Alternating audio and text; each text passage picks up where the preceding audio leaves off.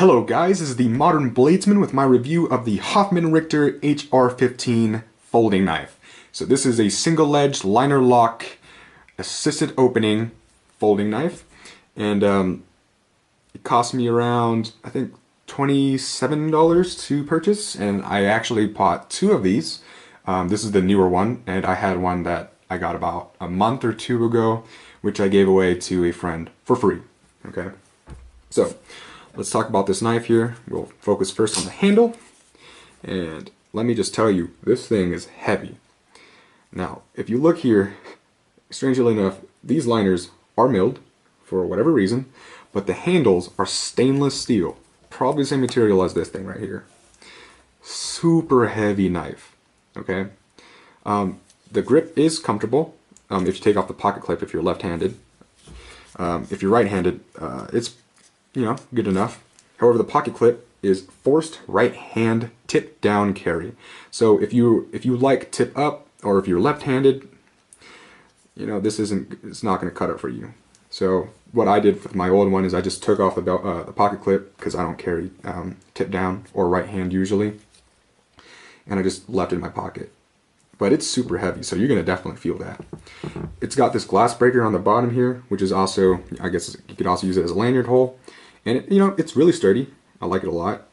It'll probably break a good amount of glass with that weight that comes with this knife. The texturing on the handle is quite pretty. It's kind of like a wing texture, and it's pretty comfortable to hold. Again, if you take off the pocket clip right here if you're left-handed. And the liner lock has some jimping on it, so it's easy to disengage.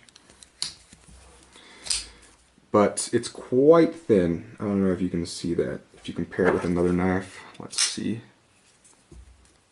I don't know if you can tell in the camera, but this knife right here has about a 30% or 20% advantage in terms of liner thickness. But the reason why I have an issue with that is because the reason why I retired my previous knife, Hoffman-Richter HR-15, is because the liner lock went all the way to the right, and it wouldn't close unless I took both my hands and pushed it down like that. But I couldn't do it with one hand easily.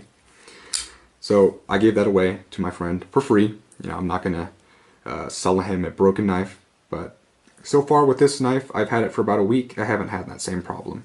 But I heard like a lot of people have that issue where the liner lock pushes all the way to the right, so I don't know, maybe it's a common problem. Not sure about that. When it comes to the blade, it's made out of 440C, 3.75 inches long, so it's a pretty nice sized blade. It has a fuller here and 3 holes to decrease the weight, I guess. It's already a heavy blade, but it looks cool at least. It's a half serrated blade here. Not really digging. I don't really dig serration, so it's that's a personal thing. Some of you may like it. I understand that. It's got the rest of it's just flat grind, saber grind, all that stuff, to a pretty nice edge. Well, not even a nice edge. Out of the box, I would call it okay sharp. It can tear paper, but it can't slice it. So it's on the average scale of like this price range of knives here. The thumb stud, doesn't have much friction, but it's pretty nice. If you just need to deploy it, it's assisted opening, so it's not going to be hard to deploy. You can use the flipper here as well, but that's not my preferred method of opening. But besides the liner lock failure on the previous knife, there is another specific reason why I cannot use it, and that is what I said before, is the weight. Now this is due to the stainless steel handles. I heard there's a titanium coat on it, which is actually adds to the look. Looks really pretty. I'm not sure if that's going to add any weight. Probably not. Probably just being paranoid here. Most likely just these stainless steel handles. Let's look at this weight here. Put the scale here so you can see. And we got an 8.6 ounces knife. Folding knife that's that heavy? Whew, man, I better be getting a lot out of that. Because let's say you want an EDC knife, right?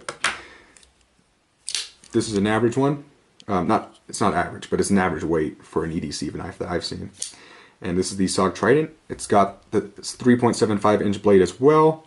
I think it's just got some plastic handles. It might be G10. I didn't care to check. But let's see its weight. 3.7 ounces. So basically 3 to 4 ounces is the normal EDC range. That is an EDC knife. So EDC is not what this knife is supposed to do. You can see here that the blades are the same length. This one's a little bit thinner. But let's say you like this knife because you want an aggressive looking knife that has pretty strongly built. Well, if you want something strongly built, you can go to Cold Steel. And here I got a Cold Steel Broken Skull EDC knife. Yeah, I use it all the time. It's really lightweight. Let me show you exactly how lightweight. 3 ounces. 3 ounces for a heck of a lot of blade. Look at the length of this baby right here. It's long. It's a pretty long blade. It's a little bit thinner than I like, but it's super light, fits in the pocket super well. And, you know, and also, you know, you can move switch the pocket clip from either side here. It's an important feature, especially if you want to attract some lefties. And also it goes down really deep into your pocket, so it's a very nice knife. But maybe you don't want that either. Maybe you want a good self-defense knife, something that's going to be have that weight advantage, you know, that extra cutting power that you get with that weight. Well, if you want some extra cutting power with weight, let me guide you to the Cold Steel XL Voyager here. Look at that. That is a self-defense knife. But let's see how much it weighs. 7.8 ounces. 7.8 ounces. This is 8.6, right? Let me show you the size difference here. Yeah, this one is 8 ounces lighter than that. And the blade is huge. It's got that Cold Steel Triad lock. Super strong. Haven't had one fail ever. I've had some liner locks fail. I think liner locks are probably one of the weaker types. Right? The blade is CTS BD1. It's an okay steel. It's pretty good. I think it's a little bit better than AUS 8 in my opinion. And also that blade is handsome. Comes super sharp. That tip is going to penetrate through any soft target. And along with that, it's light for its size. And you can, of course, switch the pocket clip. So, why would you want this knife here? It's so heavy. It's heavier than all the knives I've showed you. Maybe the price? Okay, the price. Alright, I can deal with that. $25. On Amazon, it said that its original price was $120. Bull crap. There's no way I'd buy this for $120. That's not a fair price. So maybe you want a $25 knife. How about the Rat 1? There you go. That is also a really cheap knife. I got this one for $22 actually. And I'm pretty sure you can get them cheaper depending on where you buy it from. You can put the pocket clip anywhere. Basically. Any kind of carry that you want. It's got an AUS 8 steel for the blade, and it's about 5 ounces. So it's on the heavier side, yes, but it's super cheap for what you're getting. Comes super sharp, can slice through paper like a breeze. It's got a nice liner lock here. It's pretty thick, won't fail you.